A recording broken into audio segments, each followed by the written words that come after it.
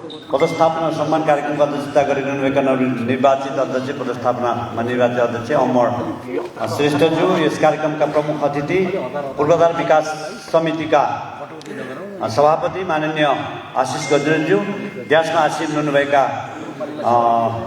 समस्त सबै महासङ्घहरूका अध्यक्षज्यूहरू र मेरो कार्यसमितिका सबै पदाधिकारीज्यूहरू, अगाडि बस्नुभएका संस्थाका विभिन्न क्षेत्रबाट पाल्नुभएका आदरणीय व्यक्तित्वहरू, सञ्चारकर्मी साथीहरू, आइटिआर कम्पनीबाट पाल्नुभएका प्रतिनिधि साथीहरूमा यो र कर्मचारी यस संस्थाको कार्यालय प्रमुखदेखि सम्पूर्ण कर्मचारी भाइ बहिनीहरूमा म यो सन्ध्याकालीन साँझमा म नेपाली व्यवसायी राष्ट्रिय महासङ्घको केन्द्रीय अध्यक्ष पुण्यप्रसाद सिटोला, सरोज सिटोलाको तर्फबाट यहाँहरूलाई न्यानो अभिवादन गर्न चाहन्छु, नमस्कार गर्न चाहन्छु। यो साँझको सबैलाई सन्ध्याकालीन साँझ पनि भन्न चाहन्छु।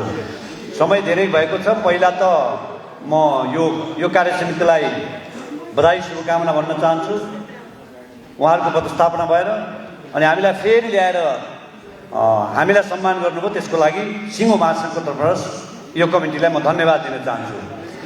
र थुप्रै कुराहरू यहाँ पूर्वका साथीहरूले आउनुभएको छ। कुरा एउटै हो, कृषिको कुरा गर्दा एउटै समस्या हुन्छ, कुखुराको कुरा भने कुखुराकै कुरा हुन्छ, यो यातायातको कुरा हो, यो ढुवानी टिप्परको यो एउटै समस्या छ।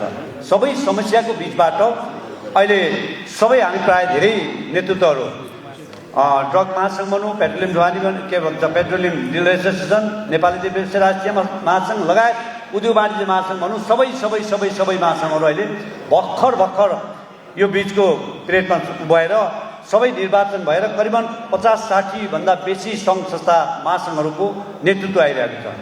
सरकार पनि नयाँ ढङ्गबाट नयाँ नेतृत्व, अहिले सामान्य प्रधानमन्त्री बालेन्द्र शाहको नेतृत्वमा सरकार छ भने हामी सबै सेक्टरका नयाँ नेतृत्वहरूको नेतृत्वमा आफ्ना क्षेत्रहरू हामी सम्हाल्दै नेतृत्व गर्दै अगाडि बढेका छौँ। त्यसमा पनि नेपालको सार्वजनिक यातायातको नेपाली देशभरिका यातायात व्यवसायको छात्र सङ्गठन नेपाली व्यवसायी राष्ट्रिय महासङ्घको भर्खरै निर्वाचनबाट आएको हाम्रो टिम हामी देशको यातायात क्षेत्रलाई, सार्वजनिक यातायात क्षेत्रलाई, यात्रुवाहक मालवाहक सबै हाम्रो जिम्मामा भएको सबै क्षेत्रलाई बदल्नको लागि, नयाँ ढङ्गबाट अगाडि जानको लागि हामी पनि लागेका छौँ। थुप्रै ढङ्गबाट लागेका छौँ।